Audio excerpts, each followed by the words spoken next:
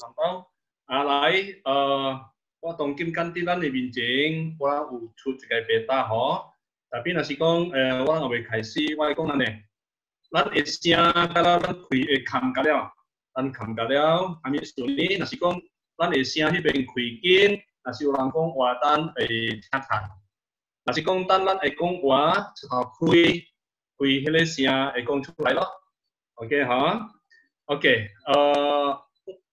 lát tổng kim ai ai biên bê sinh chỉ là beta hả因为tan lát kia kinh con kinh chỉ là gì kia lát đi khác anh biên bê lát khoa sinh chỉ là beta thế khác bên chỉ là benua Afrika hả benua Afrika lát khoa Roma chỉ bên Italia Spanyol thì chỉ bên Spanyol tan ngũ công khí chỉ là Spanyol hả lăn khoa chỉ bên Spanyol vì bộ khoa tan chỉ bên có u cái nào cái số chạy lăn ai khoa kín này tan công kín lăn này biên bê hama công chỉ là Roma chỉ bên Corinthus ni Corinthus chỉ bên si Yunani còn lăn ai khoa Pontus thì thảo tinh bên chỉ bên Pontus còn lăn ai khoa chỉ là Ephesus hả Ephesus lăn khoa chỉ bên Ephesus còn lăn ai khoa Macedonia chỉ bên có Achaia bosu sebenarnya bosu ukhuatiu sorry sebenarnya bosu ukhuatiu ini tampilan siaji yo aneh uo ya ukhuatiu bosu ukhuatiu bosu ukhuatiu sia emos teks atau hami aneh uo boa wa si isu aneh supaya tan bosu tunjukkan ini kia wa lai khai bing pe kan bosu coba ki few options few options oke few option yakin apa biasanya oke tan wa share ya wa kalau kontan cho oke tapi was cruiser khoa thằng với cái khoa thằng là cruiser mà benar bahwa nih khawatir apa kau hilang hati kayak oke yakin ha jadi Pak Johan si hapuskan jaseng ha ya oke was semua thằng cruiser khoa thằng oke jadi cile peta si cile Roma penulisan surat Roma itu perjalanan Rasul Paulus yang ketiga cili censek ha dimulai dari Antioquia ai beng lo lan khoa cao chữ beng cao đầu tiên beng Soviet cao khi Tirus cao khi Jerusalem chữ beng cile si nasi con lan dùng peta lan kap be ha oke ono dùng thảo sinh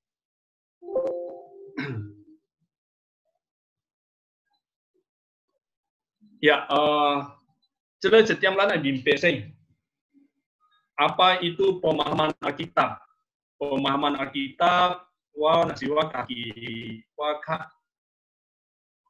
kak suka yang si penelahan Alkitab jadi penelahan Alkitab ke pengajaran jadi noham bosiang dua hal yang berbeda pemahaman Alkitab itu tujuannya untuk pertumbuhan iman Nah, kemudian pengajaran itu untuk pengertian. Jadi, lankhwa pemahaman Alkitab atau penerapan Alkitab tujuannya untuk bertumbuh, iman bertumbuh. Jadi orang itu menggali ha. Tapi kime si orang si PA, kime si orang di pengajaran ini untuk pengertian. Kami suni, wah kongki sangka atau contoh pun sama ya. Jadi si latar belakang penulisan surat Roma, tujuannya, di mana ditulis, siapa penulisnya, kepada siapa tujuannya. Nah ini sebetulnya untuk kita mengerti isi bagian luar dari kitab Roma itu sendiri. Jadi kita belum menggali ayat per ayat. Jadi jadi nohang dan bimpe. Jadi tujuan kita buat PA ini supaya setiap orang yang ikut dalam PA itu mengalami pertumbuhan iman. Masalahnya begini, kita melihat banyak orang yang mengerti tentang pengajaran, banyak orang yang mengerti cerita-cerita di dalam Alkitab, tapi imannya tidak bertumbuh. Tidak bertumbuh. Nah, di sini persoalan yang mau kita pecahkan. Artinya apa? Dia hanya memahami doktrin, memahami teologi, memahami pengajaran, tapi tidak membuat iman dia bertumbuh.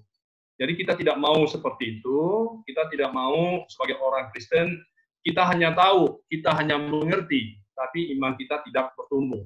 Maka gereja berusaha agar memang kita yang belajar, kita yang sudah punya pengertian, kemudian dihubungkan bagaimana pengertian dari pengajaran-pengajaran yang sudah diterima selama ini, membuat iman kita bertumbuh. Jadi kalau kita yang ikut kelas ini, tujuannya ialah kita memahami, kita menggali kitab Roma dengan menggali ayat demi ayat, pasal demi pasal, itu membuat iman kita bertumbuh. Nah, seperti itu. Jadi cerai bimpe, jadi dua hal yang sangat berbeda, pemahaman Alkitab dengan pengajaran. Itu dua hal yang sangat berbeda. Pada umumnya orang lebih banyak kepada pengajaran, orang mengerti, tapi belum tentu membuat dia bertumbuh dan imannya. Itulah yang mau kita pecahkan sebagai orang Kristen atau sebagai jemaat Gloria. Kita berusaha agar jemaat Gloria itu bukan hanya belajar untuk mengerti, tapi belajar untuk mengimani, sehingga kita bersama-sama mengalami pertumbuhan iman. Itulah teman-teman tujuan kita membuka kelas PA ini, nah seperti itu. Oke, sekarang kita masuk ke surat Roma itu sendiri. Nah, surat Roma kan ada 16 pasal ya, ada 16 pasal. Nah, kalau kita melihat di dalam Roma pasal 1 ayat 1, itu di situ terus terang dengan jelas dikatakan bahwa surat Roma itu ditulis oleh Rasul Paulus. Di mana dia menulis? Itu di kota Korintus. Kota Korintus itu sudah termasuk daerah Yunani. Kapan?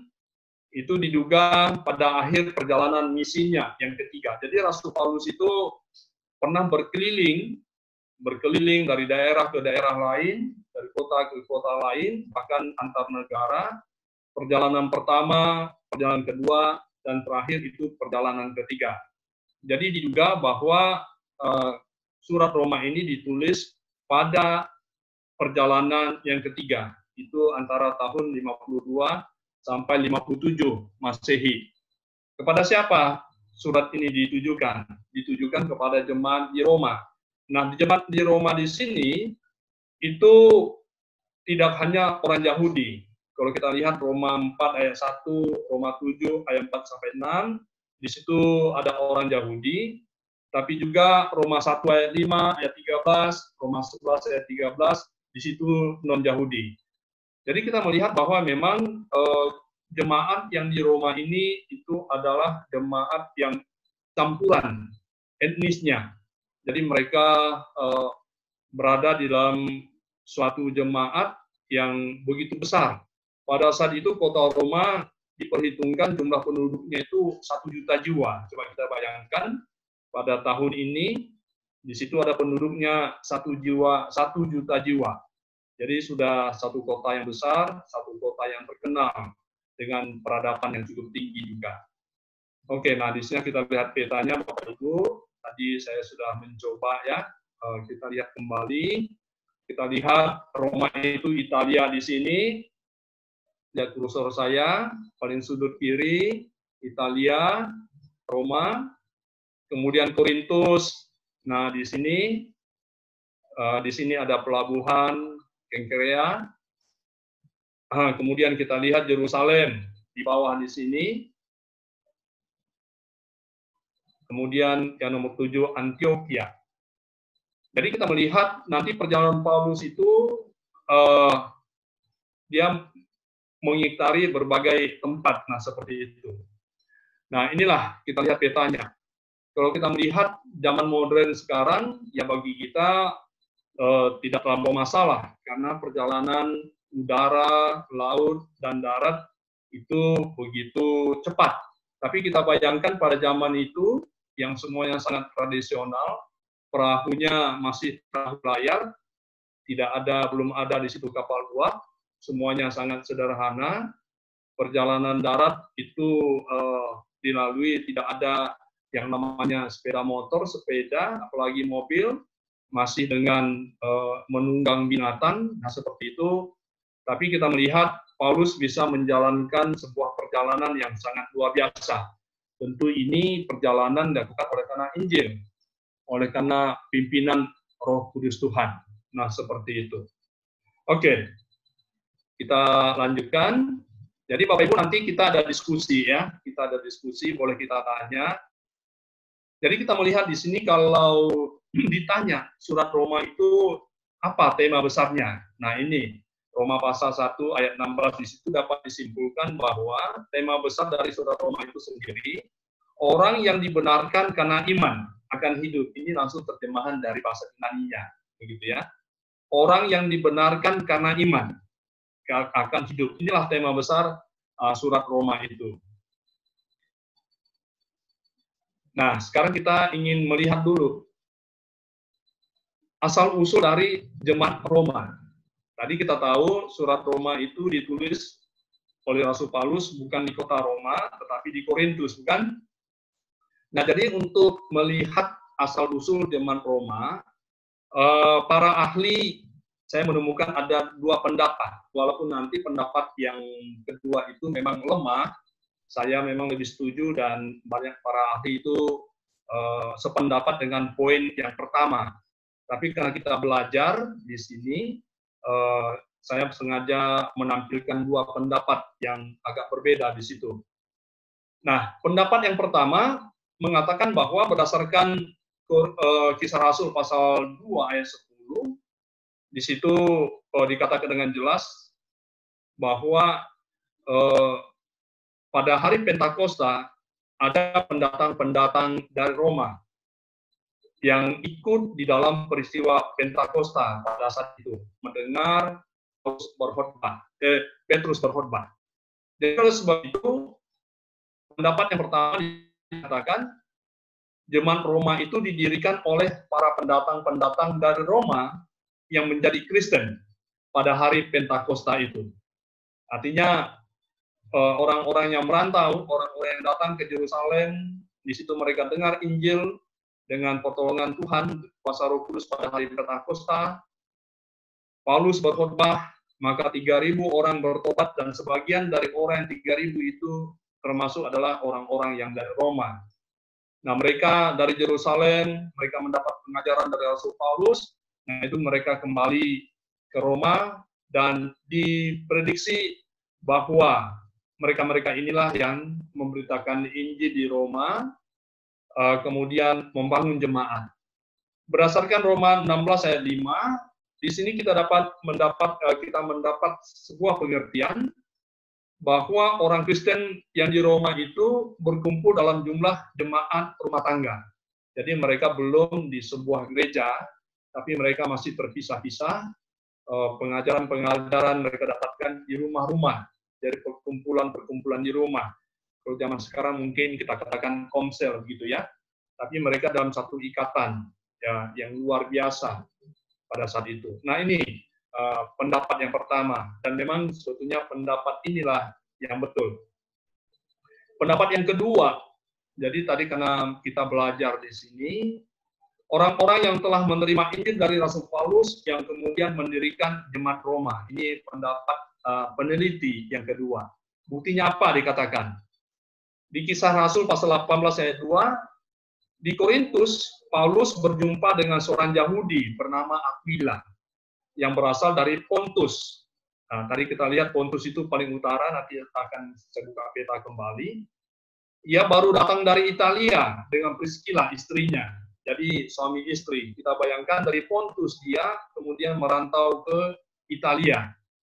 Karena Kaisar Claudius telah memerintahkan supaya semua orang Yahudi meninggalkan Roma, Paulus singgah ke rumah mereka, itu di Korintus. Artinya, Aquila dan Priscilla, mereka ini orang yang dari utara, dari Pontus, kemudian mereka itu pergi ke Roma, merantau di Roma, mereka berdagang barangkali di Roma, dan karena ada disuruh keluar meninggalkan daerah itu oleh kaisar, mereka kembali ke Korintus, dan di Korintuslah Rasul Paulus bertemu dan menginap di rumah mereka.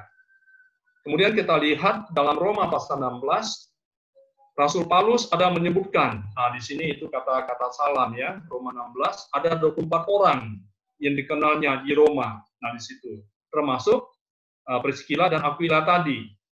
Jadi Roma 16 ayat 3, Paulus mengatakan di situ, sampaikan salam kepada Priscilla dan Aquila, teman-teman sekerjaku dalam Kristus Yesus. Jadi waktu Paulus menginap di Roma, menginap di rumahnya Aquila dan Priscilla itu di Korintus. Sewaktu surat itu sudah ditulis, kemudian dikirimkan kepada jemaat Roma, nama Priscilla dan Aquila itu disebut kembali. Nah, inilah alasan yang kedua dari ahli mengatakan barangkali jemaat Roma itu dibangun oleh orang-orang yang sudah mendapat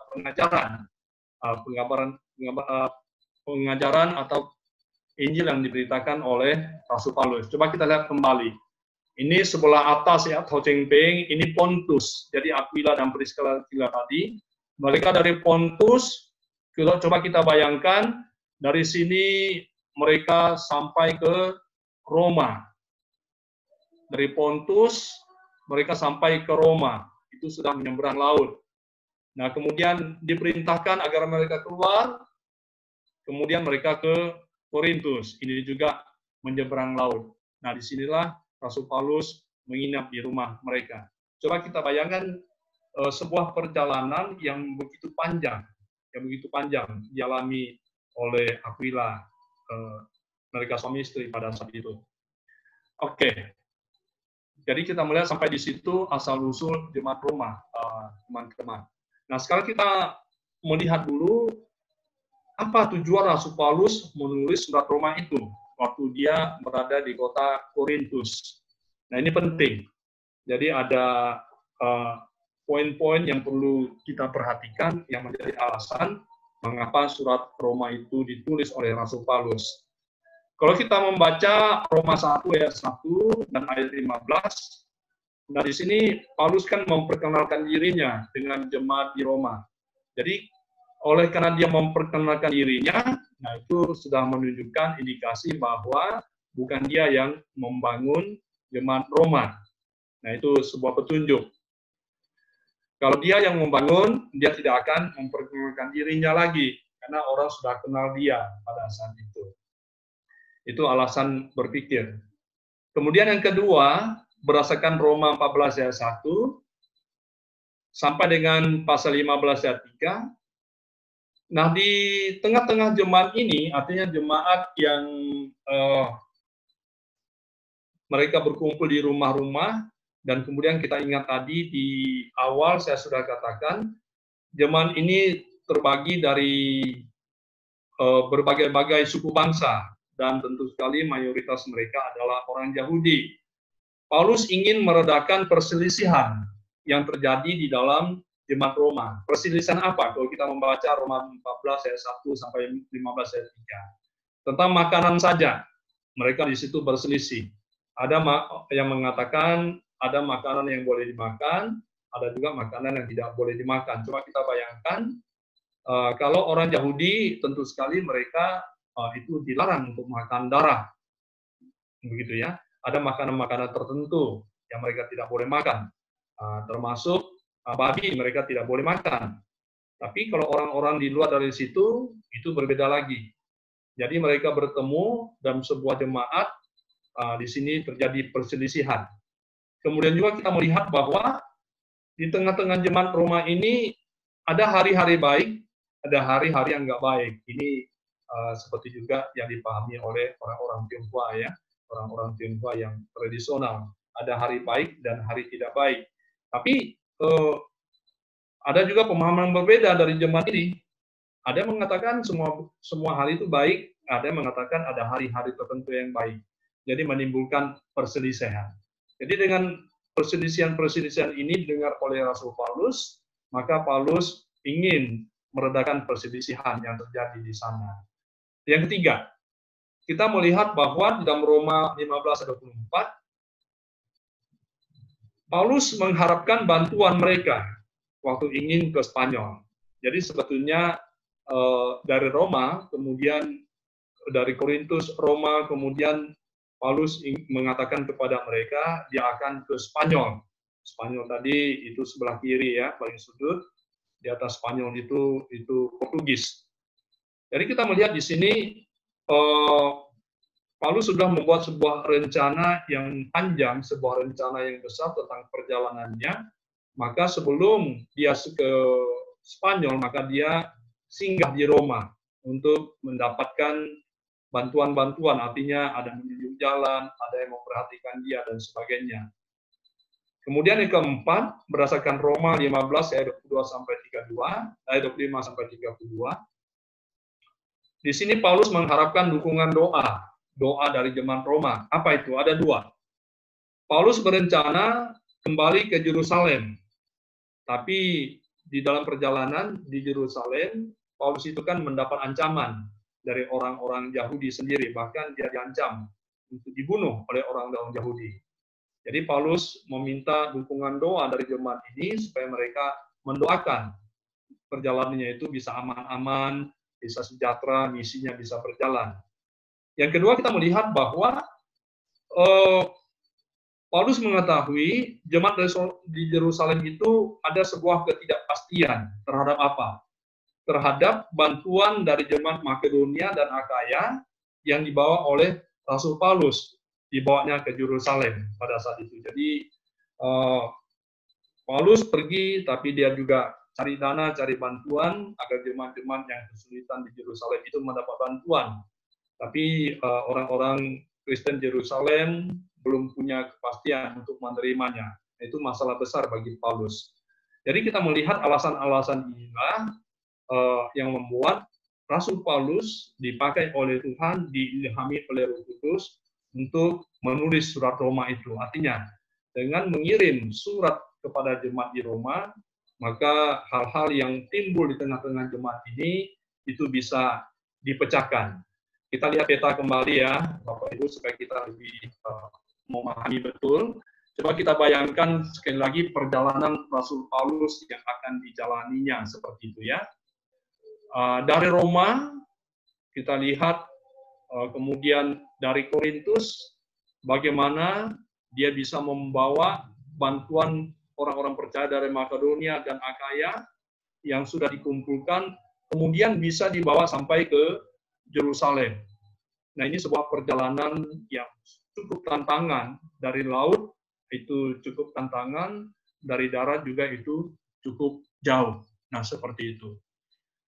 Nah, inilah yang mau saya ajak teman-teman bisa memahami dulu latar belakang surat Roma ini, penulisannya dan tujuannya, supaya nanti di dalam kita membahas pelajaran-pelajaran ke depan, kita selalu terhubung dengan konteks.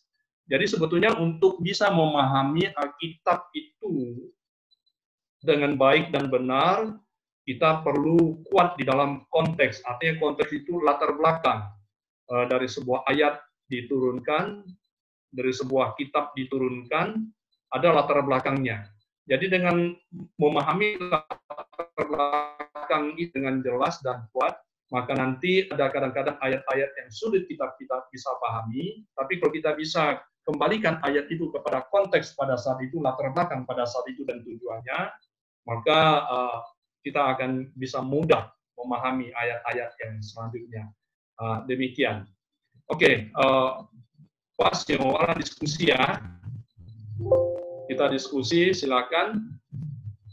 Saya pikir Pak Johan bisa jadi moderator dulu. Pak Johan? Iya. Boksu.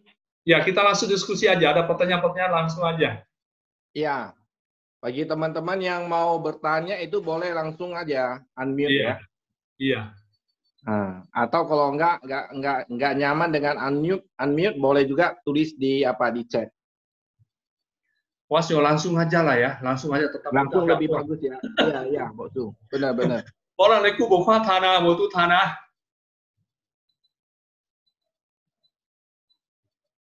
Oke, jadi ingat malam ini kita itu tidak PA ya, tapi kita masuk ke dalam sebuah pengajaran untuk bisa mengerti latar belakang dari surat Roma itu sendiri. Jadi kita belum masuk ke ayat demi ayat atau teks dari kitab Roma itu sendiri. Coba saya ingin bertanya kepada kita, selama ini Bapak Ibu memahami bagaimana? Yang saya di teks apa itu yang di depan layar ini, itu apakah memang selama ini kita bisa memisahkan pemahaman Alkitab itu dengan pengajaran? Apakah kita memang sudah bisa memisahkan? Waktu kita belajar, wah ini saya ini sedang PA ini. Kemudian waktu kita belajar, wah enggak, saya ini bukan PA, tapi saya sekarang sedang mendapatkan pengajaran-pengajaran. Walaupun di PA itu ada pengajaran. Nah, seperti itu. Tapi saya memahami bahwa setelah saya melihat pengalaman-pengalaman di dalam pelayanan, pemahaman Alkitab harus dipisahkan dengan pengajaran. Dengan pengajaran. Kalau kita campur baurkan, nanti cenderung kita dalam mendapat pengajaran, kita memiliki ilmu yang tinggi, tapi ilmu yang tinggi, pengetahuan yang banyak tentang kita, tidak membuat iman kita bertumbuh. Jadi malam ini saya sengaja ini kalimat-kalimat ini, dua hal itu saya dapatkan setelah saya melihat pengalaman-pengalaman saya pribadi dan juga pengalaman-pengalaman teman-teman. Jadi harus dipisahkan pemahaman Alkitab itu dan pengajaran. Oke, dipersilakan diskusi.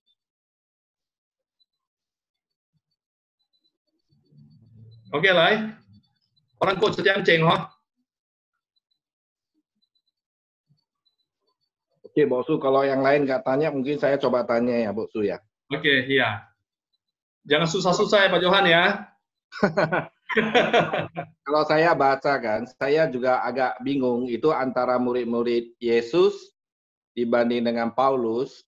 Paulus ini kan boleh dikatakan dia kenal Yesus itu kan nggak terlalu lama ya, termasuk juga pengajarannya. Iya. Tapi kalau yang melakukan penginjilan, kalau boleh kita katakan, dia itu yang paling aktif loh, Boksu. Oh. Dibanding yang lain. Dan kalau kita perhatikan, dia bahkan yang paling jauh dia. Oke. Iya kan? Iya. Sebenarnya kenapa bisa terjadi sampai itu ya kalau kita pelajari, telusuri kan? Iya. Oke, sebelum saya jawab, ini sebuah pertanyaan yang bagus ya. Oke, teman-teman, kita diskusikan. Saya ada jawabannya, tapi saya pikir mari kita, ini kan orang ngekeng jamaah, pemahaman kita selama ini bagaimana? Murid-murid Tuhan Yesus 12 orang.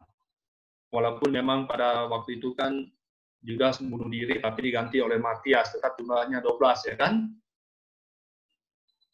Menurut Pak Johan, murid-murid Tuhan Yesus itu tidak menggerakkan perjalanan sejauh yang dilakukan oleh Paulus dalam penginjilan. Oke, ada pandangan, silakan.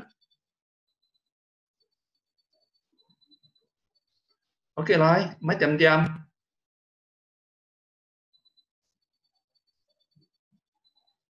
Oke, silakan.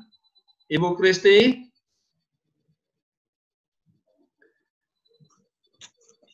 Sepertinya yang wajah kan. Wah, kok oke wajahnya Boksu ya, Kak. Ya, oke. Ikong Paulus kan, isinya gitu isinya gawe lang lai mah ho. Sebelum ya sosi, isinya hebat wan iye kayak kepercayaan gitu itu Boksu. Dia orang Farisi.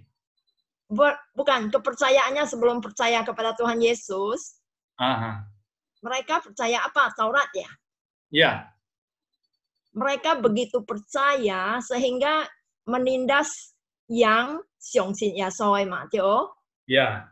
Jadi hamisu menggebu-gebu le sepertinya kan ikan aneh hebat elang. Ujajit sih cincin tergeletak loh tio karena itu tio Yaso yang begitu hebat. Ketemu dengan langsung lah istilahnya lah Tio. Kalau lang ibu tuh Tio itu aneh hebat, aneh penuh kuasa ke ibinceng kan. Mungkin ketekunan untuk melayani Tuhan tidak begitu tinggi loh, itu rasa lo Bosu. Tio, karena langsung tuh Tio maho itu jalan-jalan Hamid Tarsus ya. Yeah. Itu itulah.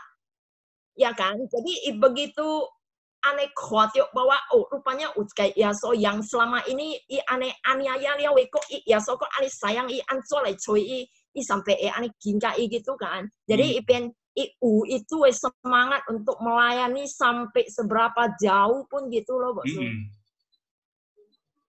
Itu aja loh sis ya. Oke, Lai, ada yang lain?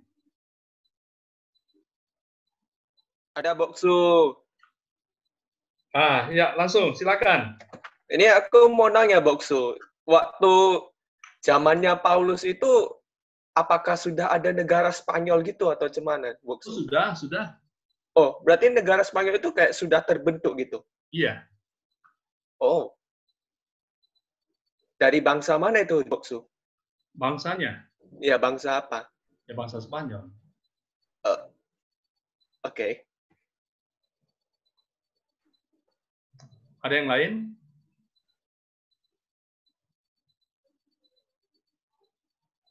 Jadi Spanyol itu sudah ditulis di dalam Alkitab ya.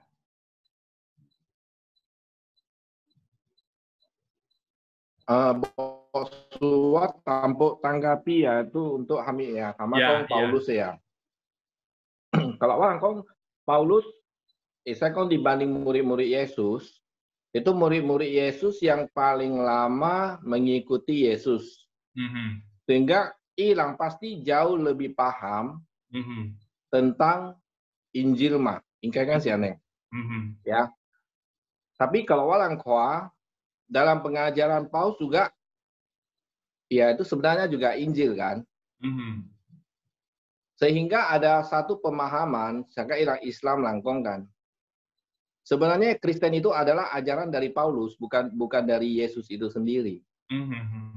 Iya kan? Pemikiran sampai itu karena kalau dibanding semua, dialah yang paling aktif menyebarkan ajaran Kristen. Iya kan, Boksu kan?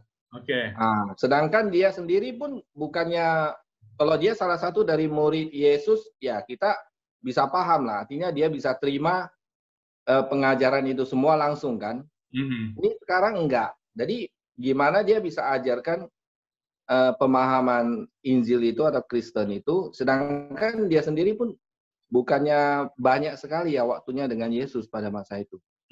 Nah, jadi apakah pengajarannya itu memang benar sesuai dengan iman Kristen atau memang hanya menurut pemahaman dia gitu? Oke. Nah. Oke, saya apakan dulu Pak Johan ya. Jadi sebetulnya para murid Tuhan Yesus sendiri juga itu mereka mengadakan perjalanan kepada Injil cukup jauh. Kita lihat itu Thomas itu dia sampai ke India. Coba kita bayangkan ya. Menurut tradisi gereja di India, sampai sekarang itu ada namanya Gereja Martoma. Nah, kemudian juga Petrus dan Paulus itu mereka sama-sama meninggalnya di Roma. Bisa kita bayangkan ya. Petrus juga meninggal di Roma, dia disalibkan. Coba kita bayangkan dari Yerusalem di sini bawah, mereka bisa sampai ke Roma. Nah, seperti itu. Paulus juga nanti meninggal di Roma, itu dia dipenggal kepalanya. Kalau Petrus meninggal di Roma, itu dia disalib. Waktu dia disalib, dia minta agar kepala ke bawah, karena dia tidak layak disalib seperti Tuhan Yesus, kepala ke atas. Karena menurut dia, salib kepala ke bawah itu lebih sakit, lebih menderita. Nah, seperti itu.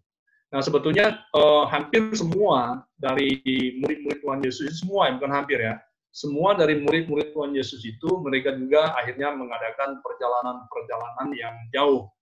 Dan semuanya itu meninggal, itu karena dibunuh. Hanya satu yang meninggal dengan damai, dalam arti damai itu karena sakit, karena tua, yaitu Yohanes. Muridnya Yohanes ya, yang menulis kitab Wahyu yang terakhir.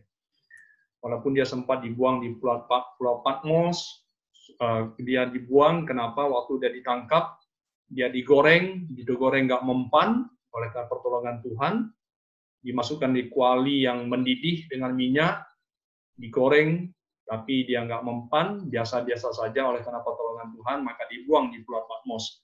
Rupanya dengan pertolongan Tuhan, jalan Tuhan itu luar biasa. Di Pulau Patmos dia diperlihatkan oleh Tuhan kitab Wahyu, 7 jemaat yang ada di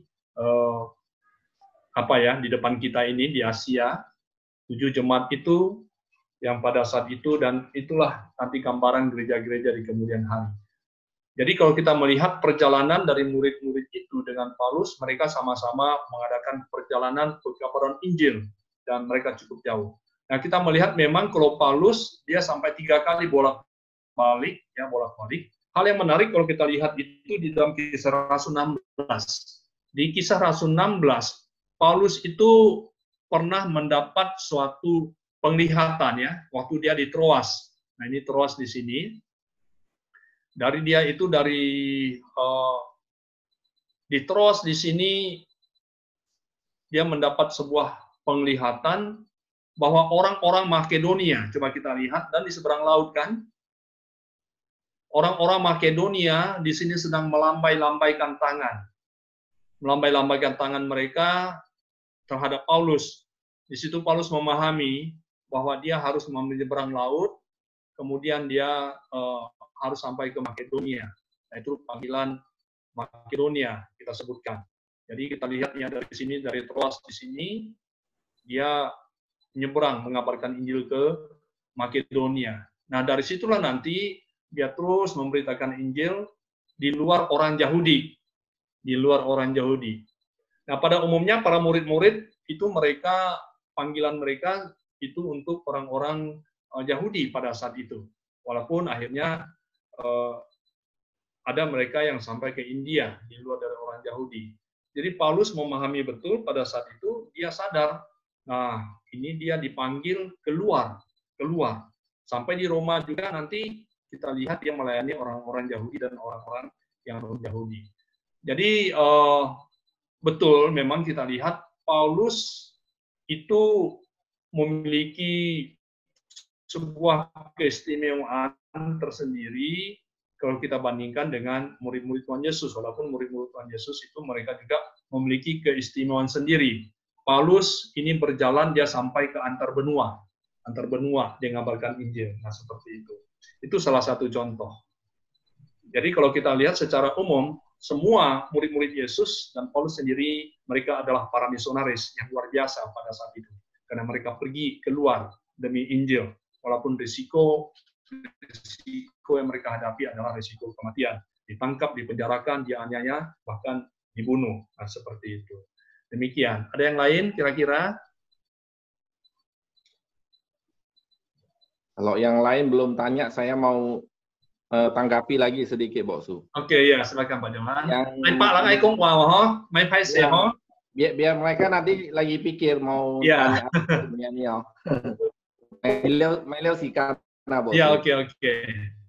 Jadi yang mengganjal hati sih aneh. Tongkim Paulus sikana ini ikai yaso kai mikia. Ikan buka yaso pepe mah. Oke. Kan sedangkan waktu mulai sini yaso pun ya yaso pun boleh sih. Itu kan hoi kami aja. Tongkim apakah pengajaran itu ancoba lah buktikan valid sama dengan sebenarnya ajaran Kristus gitu. Oke. Iya kan? Iya. Nah, kalau itu jika hasilnya lah ya orang lalu tuh yaso aneku mah pasti langsai lo. Nah, sedangkan dia bukan murid Yesus, tapi dia sangat aktif dan dia mengajarkan. Nah, yang jadi tanda tanya apakah ajarannya itu memang sama enggak dengan ajaran Kristus itu sendiri. Nah, itu Boksu. Oke, silakan ada tanggapan. Jadi, ya, kita tetap bisa hubungkan dengan kitab Roma nanti ya. Apakah memang pengajaran tulisan yang ditulis oleh Rasul Paulus di dalam kitab Roma ini itu betul-betul nggak pengajaran dari Kristus seperti itu ya? Oke, silakan Hamang. Kak Yesi Kak Bu Bimpe ha, Kak Bu Ane Cheng ha.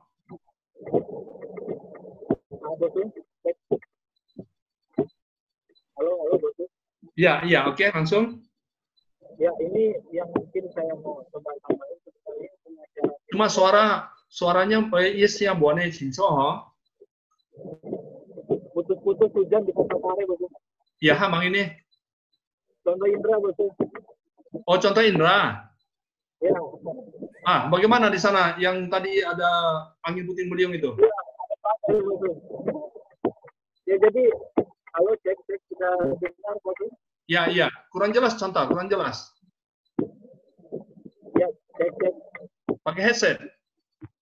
Enggak, Bosu. Sudah bisa. Oke, coba, langsung aja coba. Ya, jadi itu mungkin bagaimana restorannya. Jadi pengajarannya Paulus itu sebenarnya bukan pengajaran yang lain. Jadi walaupun dia tidak hidup dan melihat langsung bagaimana Yesus bekerja, tapi pengajaran yang dia dapat itu inilah keunikan dari Paulus. Dia dapat pengajaran itu dari pengenalan langsung dengan Kristus. Gitu. Jadi pengenalan dia dengan Tuhan itu itulah yang menjadi dasar pemberitaannya dia. Ingat kalau kita kasusnya Paulus ketika perjalanan itu awal mula bagaimana proses Tuhan mulai memilih Paulus sampai pada pengenalannya Paulus kepada Tuhan itu jadi lebih mantap dan lebih sukses. Jadi pengajaran yang Paulus ajarkan kepada orang-orang dimanapun dia berada maupun surat pengenalannya Paulus itu pengajarannya dia dapat dari pengenalan Tuhan. Jadi ketika pengenalan itu menjadi dasar, itulah yang menjadi tiga dasar pengajarannya Paulus. Nah, kira-kira begitu, Bapak. Oke. Ya, jadi kita udah jelas ya, Chantal? Ya, betul. Agak memang samar-samar suaranya, tapi masih bisa dimengerti. Silakan Pak Johan. Ya, sepertinya tadi kan Boksu contoh kan ingin tanggapi ya, tapi suaranya agak kurang jelas. Atau Boksu bisa nggak perjelas maksudnya itu apa gitu ya? Ya, tadi dari contoh Indra mengatakan itulah keunikan dari Rasul Paulus. Walaupun dia tidak secara langsung seperti murid-murid Tuhan Yesus mendapat pengajaran langsung, ya praktik lapangan langsung daripada Tuhan Yesus terhadap murid-muridnya. Kalau Paulus itu kan setelah itu. Jadi Indra contoh mengatakan pengenalan Paulus terhadap Tuhan Yesus itu sangat jelas pengenalannya. Jadi dia menulis itu semuanya atas dasar pengalaman iman dia dengan Tuhan Yesus. Seperti itu. Sehingga dia bisa menulis dipakai oleh Tuhan dengan luar biasa. Oleh karena Paulus, walaupun secara tubuh dia tidak pernah tinggal bersama-sama Yesus, mendapatkan pengajaran langsung daripada Tuhan Yesus, tapi dia mendapat pengenalan, pemahaman yang sangat jelas terhadap pengajaran-pengajaran dari Tuhan Yesus itu sendiri. Demikian Pak Johan dikatakan oleh Chantal Indra tadi. Ya baik.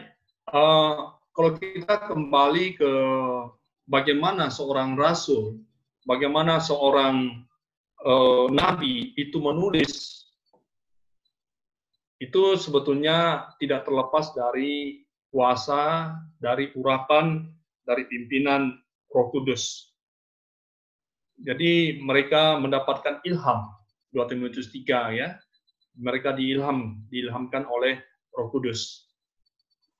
Karena memang mereka, penulis-penulis itu, termasuk Paulus, adalah orang yang sudah mendapat pembaharuan. Paulus kan, Tuhan Yesus sendiri memperkenalkan dirinya dalam perjalanan dia waktu ingin membunuh mengenai orang Kristen. Tuhan Yesus berbicara kepada dia. Tuhan Yesus tentu sekali merubah hati dan pikirannya, merubah rohnya sendiri, menjadi roh yang tunduk dan taat kepada Tuhan. Dan itulah sebabnya kemudian Tuhan memberikan ilham-ilham kepada dia untuk menulis surat-surat yang ditulisnya untuk disampaikan kepada jemaat-jemaat, termasuk kepada jemaat yang bukan dibangun oleh dia, yaitu di Roma yang kita bahas pada malam ini. Saya pikir itu sudah cukup, Pak Johan. Ada yang lain? Ada pertanyaan yang lain? Ai, saya mui ha, mai phai se, ai kong chu lai. Ue mi kia lan bimpe lan kong chu lai lan kun hyong ka pa lang. Ue bo bimpe lan saya mui ha, lan pe kun hyong chpeng. Silakan. Boksu, wah mau cakap. Kayaknya sama aboy mulai ya waktu kata pengantar dari Anto Chontau ya. Kan bahwa kitab Roma itu merupakan suatu kitab yang sangat penting, Teo. Jadi kalau orang memahami kitab Roma, berarti secara keseluruhan dari kejadian sampai wahyu kan, orang bempek leo gitu maksudnya. Jadi itu kak detail lo kenapa kitab Roma sedemikian penting. Oke, baik. Jadi kita memang sengaja kita ambil kitab Roma.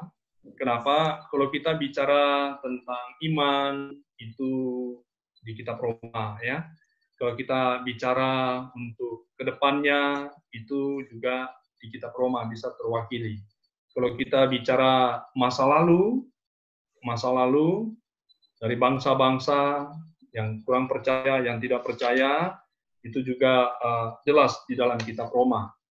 Kalau kita bicara kekinian, artinya kekinian itu orang-orang yang dirubah oleh Tuhan, orang-orang percaya kepada Tuhan, mengenal Tuhan. Saya katakan tadi berbicara tentang iman, itu juga ada di situ. Jadi kita mencoba bahwa kitab Roma ini, kita membahas kitab Roma untuk sebagai presentasi dari seluruh Alkitab. Begitu.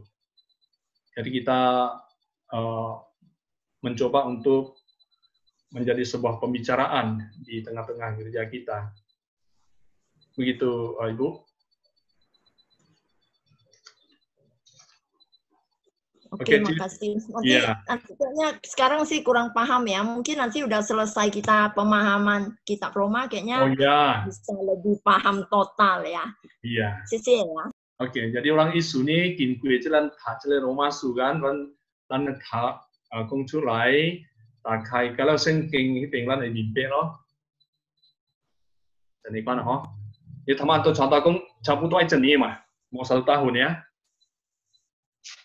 Nah, seperti itu. Jadi kita ingin nanti siapkan di dalam pembahasan-pembahasan PA itu akan ada pertanyaan-pertanyaan. Jadi sebetulnya dalam PA ini kita menggali isi teks itu, ayat itu, kemudian kita bisa langsung mengaplikasikan di dalam kehidupan kita. Artinya dengan menggali itu, ya kita bisa ditumbuhkan. Kita bisa bertumbuh dewasa, kita semakin mengerti kasih Tuhan Yesus, mengerti siapa kita, sehingga kita bisa memposisikan diri kita, oh begini seharusnya saya sebagai orang percaya. Itu tujuannya. Oke, dipersilakan.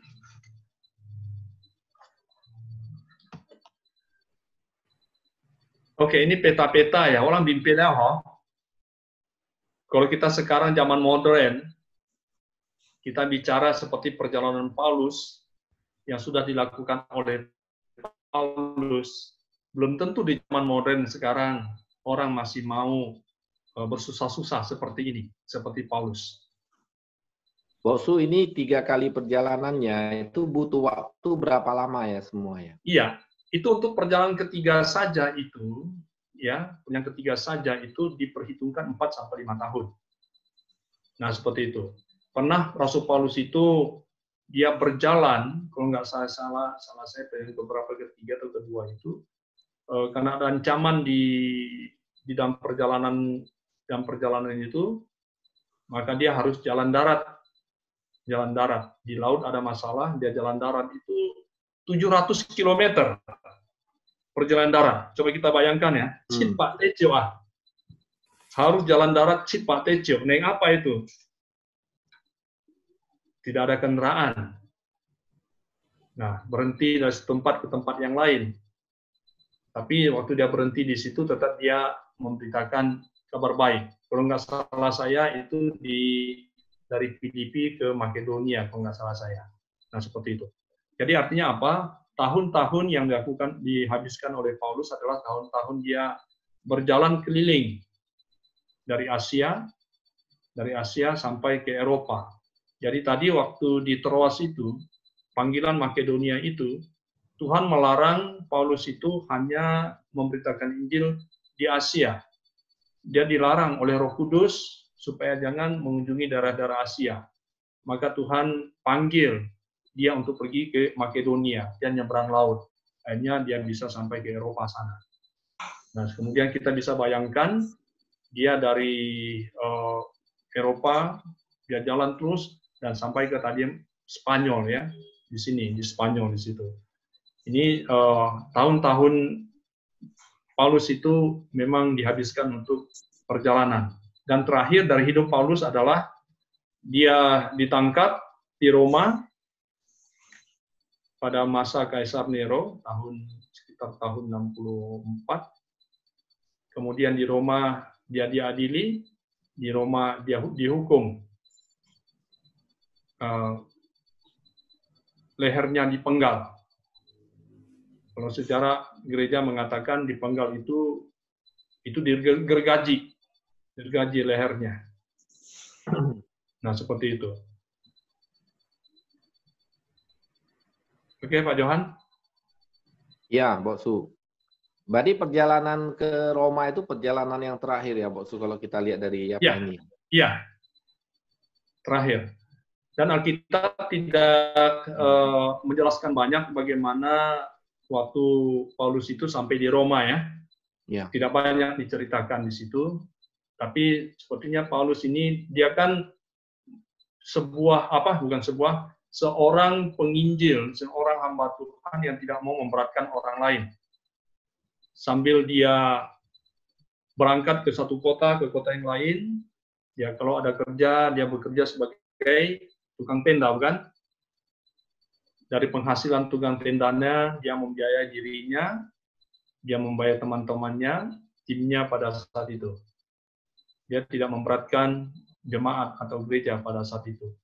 Bahkan di dalam keterbatasannya, dia selalu memikirkan bagaimana jemaat di Yerusalem ya, kita lihat paling bawah ini, di Yerusalem paling bawah kanan, ada kesulitan-kesulitan, dia mencoba mengumpulkan dana dari Makedonia, orang-orang percaya di Makedonia dan di Akaya, kemudian dia harus bawa ke Yerusalem untuk menolong mereka. Nah, seperti itu.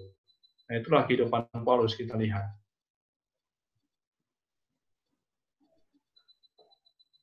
Oke, silakan. Ada yang lain mau tambahan?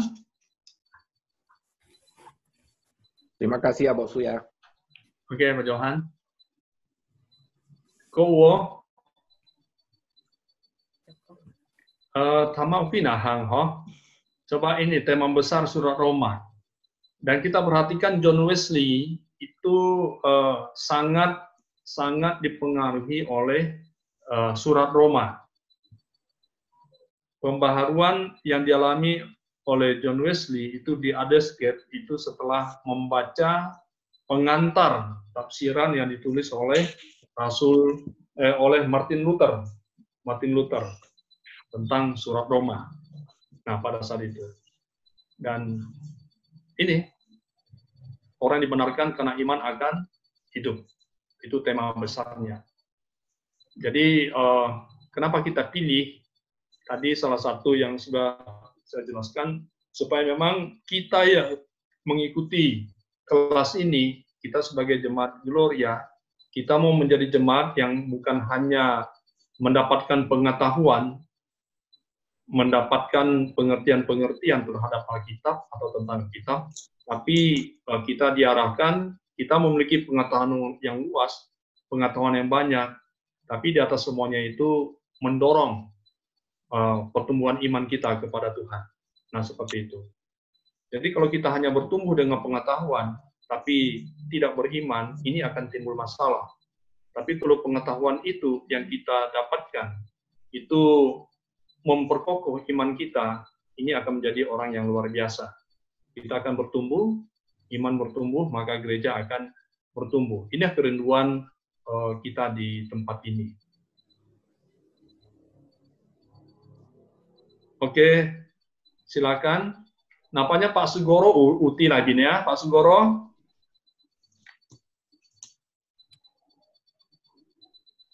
Halo Pak Sugoro, silakan kasih pendapat.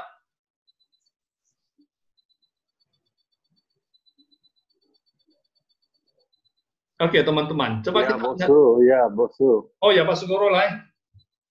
Met hobinya menyimak. Lagi menyimak Bosu. Ya. Oke, kasih pendapat. Ini saya sengaja kan Joti Kong ya. Ini kan begini, dua pendapat yang berbeda tentang asal-usul jemaat Roma. Begitu ya. Mungkin kita bertanya loh, mana yang benar? Nah, seperti itu ya. Ini saya sengaja munculkan. Bukan membingungkan, tapi artinya di sini kita namanya pengajaran. Jadi kita nggak apa-apa, kita melihat, kita belajar bersama-sama, kemudian kita belajar menilai, kemudian juga kita belajar menyimpulkan bersama-sama. Nah, seperti itu. Oke, tolong ditanggapi dari dua pendapat ini. Dikomentari nggak apa-apa.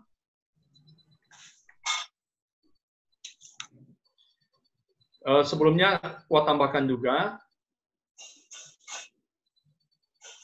untuk menjelaskan, bukan hanya kitab Roma, di kitab Roma sendiri ada berapa ahli tentang tahun penulisan itu tidak persis sama.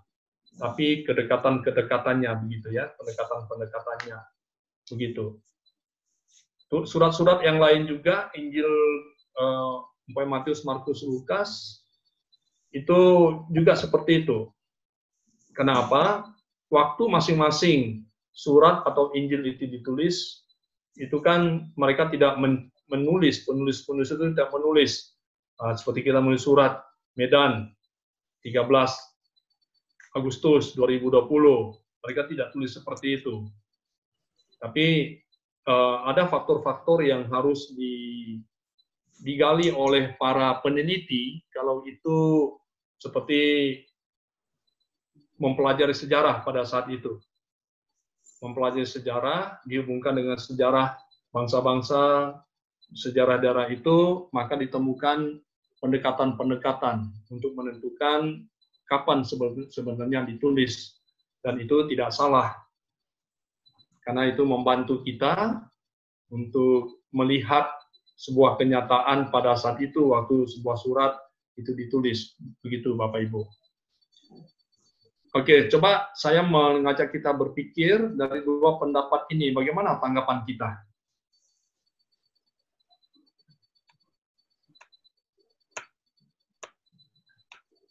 Sekali lagi, ini bukan PA malam ini, tapi di sini kita belajar, artinya pengajaran yang kita sajikan. Untuk melihat dari luar kitab Roma itu, surat Roma itu, dan juga kita mencoba masuk ke dalamnya. Tapi kita tidak belum menggali ayat demi ayat. Kalau orang mengatakan, oh iya, surat Roma itu bukan didirikan oleh Paulus loh, tapi didirikan oleh orang-orang percaya yang mendapat pengajaran dari Rasul Petrus. Kemudian ada orang berkata, oh enggak, ini dibangun oleh Paulus. Paulus kan orang yang sangat luar biasa, sangat hebat. Dia pengajarannya luar biasa. Dia punya teman yang banyak, ada 24 orang yang dikenal di Roma. Nah itu, orang-orang itu adalah orang-orang yang sedang mendapat pengajaran dari Paulus. Jadi satu mengatakan ini dibangun oleh Paulus atau didirikan oleh orang-orang mendapat pengajaran dari Paulus, tapi satu pihak lagi bukan. Ini didirikan oleh orang-orang mendapat pengajaran dari Petrus. Jadi kan dua pribadi yang berbeda. Nah, kalau ada dua pendapat seperti itu, Bapak Ibu, bagaimana kita bisa menengahkannya?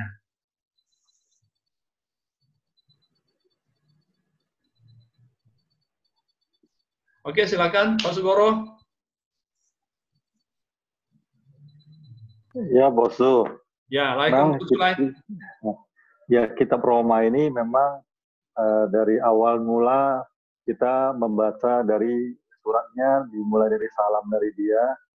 Ya, memang dia yang menulis surat ini gitu. Kita mengenal kitab Roma pertama-tama ya saya pribadi melihat ya dari dia pengenalan tentang Roma dan kitab Roma ini. Juga jemaat-jemaat di Roma ini, ya yang pertama masuk ke dalam pikiran dan hati kita itu, ya dia dari mulai penulisan di suratnya ya, Roma pasal 1, nah itu dari waktu. Oke, maksudnya tadi anekan Pak Sugoro, kalau penulis sih oke, maho ini usia hibe maho pasal 1 dari Paulus kan, yang menjadi pertanyaan kan yang membangun, yang membangun jemaat Roma itu sama Wakongki ya. Oh, membangun jemaat Roma. Iya. Ya memang ada beberapa rasul ya yang bukan hanya Paulus saja di sana, tapi yang dominan kan saya melihat pribadi kan Rasul Paulus ya, yang di sana. Juga temannya itu yang Priscilla dan Aquila itu. Iya. Saya sih melihat sih ya, kalau memang terjadi perseteruan tentang pendapat di orang-orang, bagi orang-orang di sana misalnya ya, saya lagi di sana nih. Ini ada dua kubu nih lagi berebutan. Ini gua punya guru ini Petrus misalnya, wah punya guru ini Paulus. Nah, jadi tadi Boksu bilang gimana menengahinya ya? Iya. Ya kalau sudah berebutan begitu, berarti kan berebutan apa ya? Berebutan bukan kuasa, tapi berebutan kebanggaan ya. Ini kok gua punya dari Paulus nih. Golongan-golongan ya. berebutan kebanggaan lah gitu lah, bukan berebut kekuasaan, berebutan kebanggaan. Nah, jadi ya kalau itu saya pribadi ya pasti tidak berani untuk condong ke salah satu. Ya. Tapi bisa terbawa juga ya, mungkin kabar di sana bekong juga loh. Ya kan, mungkin kan si orang tengah halewe, ya bisa aja kong bahwa ya walang mai pilih dua-duanya, pilih ya tentu saja ini Tuhan yang mendirikan. Pasti kong juga, tapi kalau Wan ko isi bisa terpengaruhi juga. Nah, kemana kita bergaul ya lebih banyak, pasti akan mah gitu loh. Behia bosok, behia bagaimana menengahinya? Iya. Iya, jadi Wasyo kan inilah proses pembelajaran walangnya. Proses pembelajaran. Ini kan salah satu contoh. Walangkong, wah ini Paulus siap hema, berarti kan ini untuk Paulus yang mulai kan? Bisa aja, wapat anekwana. Dulu saya punya pemikiran seperti itu. Ini kan jemaat Roma dibangun oleh Paulus, karena Paulus yang menulis surat dan Paulus punya kepentingan yang luar biasa ke situ, kepentingan dalam arti bertemu mereka, bicara dengan mereka dan sebetulnya. Tapi setelah kita belajar, oh iya ya, bukan seperti itu rupanya. Nah seperti itu. Dan maksud saya ialah, nah inilah kita punya kesempatan untuk belajar ya surat Roma itu, dan setelah kita belajar, oh ya baru kita bisa temukan, oh iya ya, memang para ahli teolog ada dua pendapat, tapi saya lebih setuju kemana? Yang tadi saya katakan, ini bukan Paulus yang bangun, buktinya apa? Nah itu tadi, kalau dia yang sudah bangun, tidak perlu ada yang memperkenalkan dirinya, itu salah satu indikasi. Nah, seperti itu, jadi pendekatan yang seperti itu. Jadi tidak ada persoalan apakah itu dibangun oleh Paulus atau dibangun oleh orang lain yang sudah mendengarkan berita Injil. Jadi bagi kita itu tidak ada persoalan. Yang penting kita tahu di Roma itu ada orang-orang Kristen yang mereka itu menjemuk, dan kemudian timbul persoalan. Paulus sebagai orang diurapi oleh Tuhan, dia punya beban, punya tujuan untuk itu diselesaikan dan sebagainya. Nah, pendekatan seperti itu membuat kita melihat kembali, oh iya ya, sebenarnya Paulus ini sedang dipakai oleh Tuhan. Dengan perjalanan begitu jauh, jarak begitu jauh, dia harus berbulan-bulan naik kapal, tapi dia harus pergi ke situ hanya untuk bertemu dengan jemaat yang sudah terbangun selama ini. Nah, itu kita belajar pendekatan seperti itu. Oke, kamsahamnida Pak Sugoro. Yang lain? Siapa dari antara kita sudah pernah pergi ke Roma? Saya. Bisa cerita bagaimana di Roma? Cuma makan hoala, Bosu. Foto udah lupa. Oh, ya Pak Sugoro sudah pergi ya?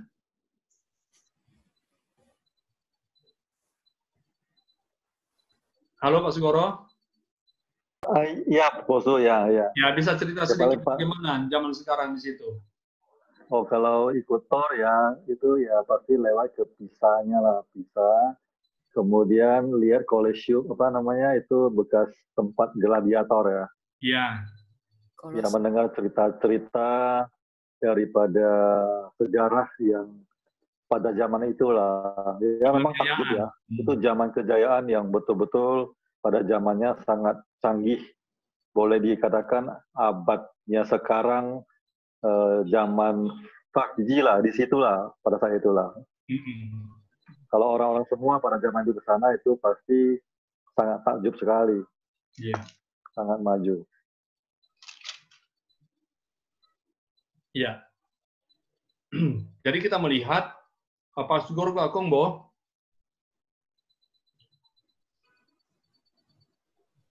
Ya, Bosu, oke, itu aja. Oke, kamsahamnida Pak Sugoro. Jadi Bapak Ibu, saya iya, kamsahamnida. Jadi saya ingin mengajak kita berpikir. Kita kan sekarang kan kita di zaman modern ya, semua serba canggih ya kan. Orang bisa cepat ke Roma. Itu begitu naik pesawat bisa sampai ke sana dengan cepat.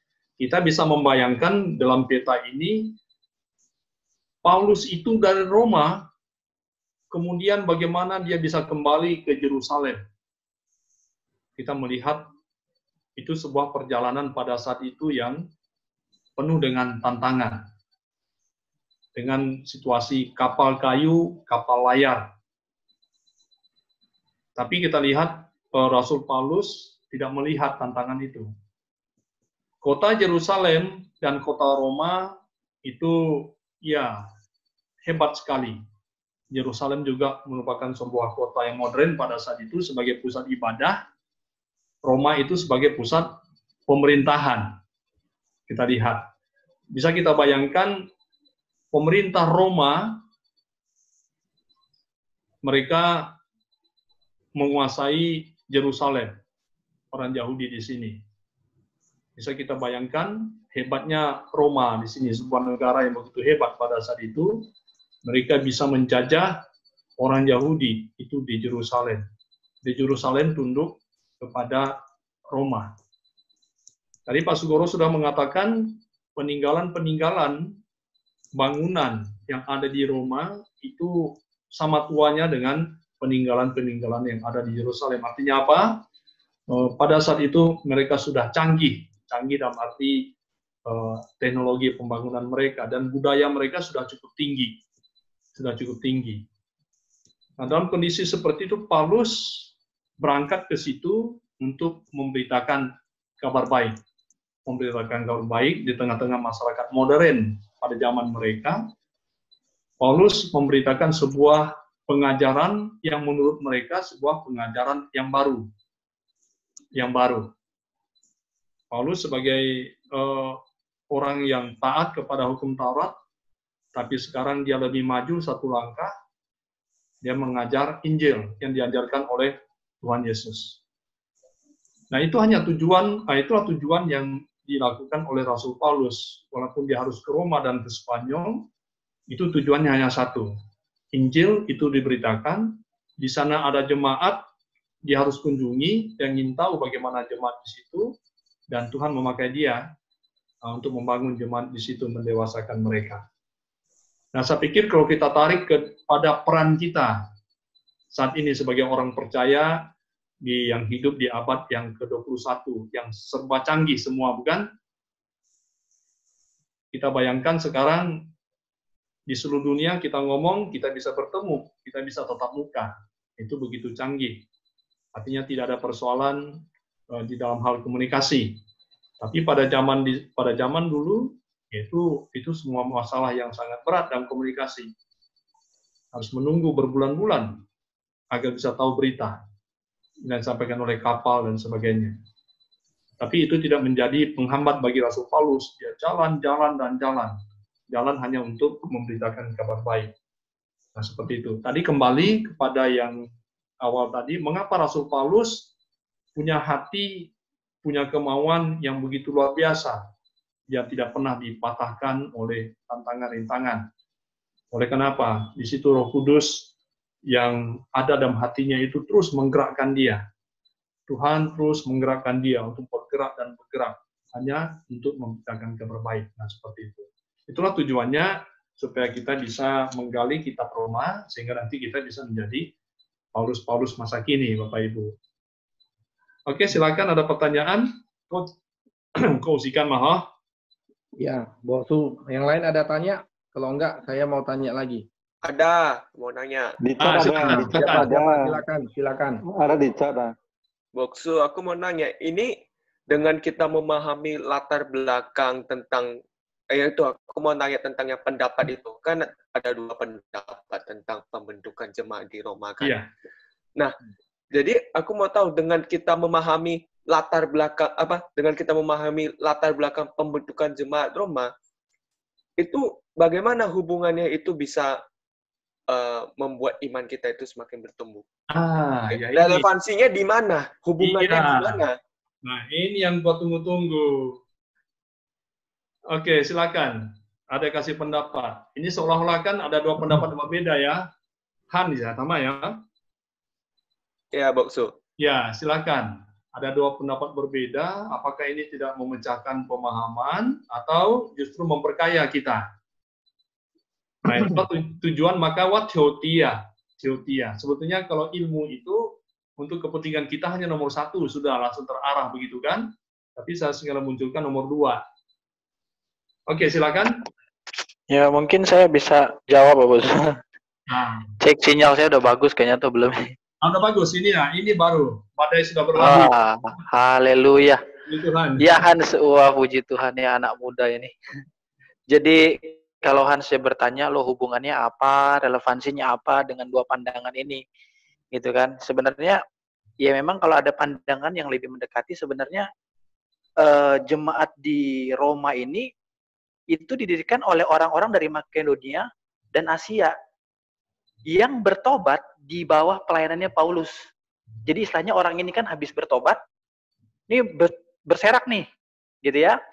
Mereka terserak dan akhirnya juga ada yang mengatakan bahwa jadi sebenarnya Roma ini didirikan oleh orang-orang yang sudah bertobat mendengarkan Injilnya dari Paulus. Terus jadi kalau kita pikir, wah relevansi imannya apa ya? Jadi bukan di siapanya yang mendirikan jemaat Roma, tetapi bagaimana kita lihat jemaat Roma didirikan berdasarkan orang yang imannya tumbuh karena mendengar Injil. Nah gitu. Jadi kenapa jemaat di Roma bisa tumbuh? Padahal kalau mau dibilang kan kalau istilahnya kita mendekatnya, lo kan nggak ada hamba Tuhan yang memberitakan ke sana, nggak ada yang buat KKR, gitu ya. Terus gimana jemaat di Roma ini bisa ada gitu? Nah jemaat di Roma ada pendekatan yang pernah saya baca itu bahwa sebenarnya jemaat Roma ini tumbuh berdasarkan dari orang-orang yang pernah mendengar Injil di Makedonia, yang di Asia, pernah mendengar Injil dari pemberitaannya Paulus, akhirnya sampai membawa berita itu sampai ke Roma begitu. Jadi akhirnya kalau mau kita tanya, apa relevansinya? Oke, kita nggak mempermasalahkan entah si golongan Paulus lah yang mendirikan, entah si Petrus kah atau siapa begitu. Tapi yang menjadi relevansinya atau hubungannya kepada kita, orang yang mendengarkan imannya tumbuh, akhirnya dia boleh menjadi saksi bagi orang lain. Nah mungkin kira-kira gitu Hans. Ya. Ya itu saya Boso. Ya. Nah, contoh ini sebuah jawaban yang sebetulnya yang saya tunggu-tunggu dari tadi, pertanyaan dari tadi ya, puji Tuhan ya. Itulah sebetulnya maksud saya dua pendapat itu dimunculkan. Jadi puji Tuhan kita sudah mulai kritis untuk melihat hal seperti ini.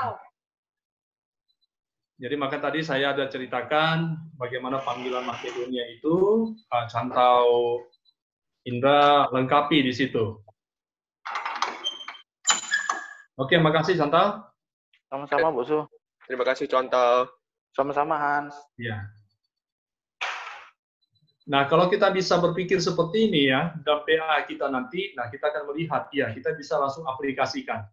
Jadi tadi Cantau Indra sudah mencoba mengarahkan kita bagaimana, apakah itu memang Jemaat Roma itu dibangun oleh orang-orang yang mendengar Injil dari Paulus sendiri, atau memang yang mendengar Injil dari khotbahnya Petrus waktu hari Pentakosta.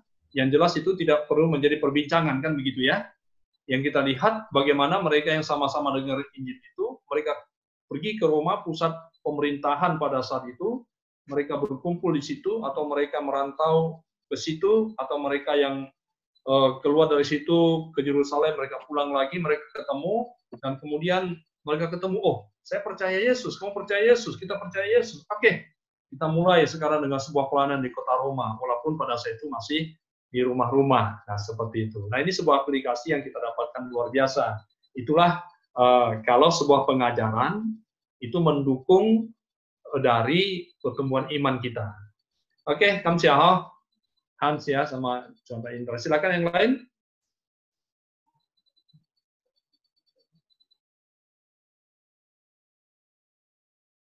Melalui PA kita mendapatkan inti dari pengajaran,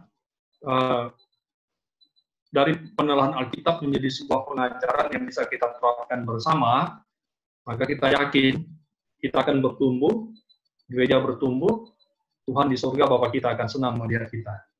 Kita tidak bisa diam, kita terus bergerak untuk memberitakan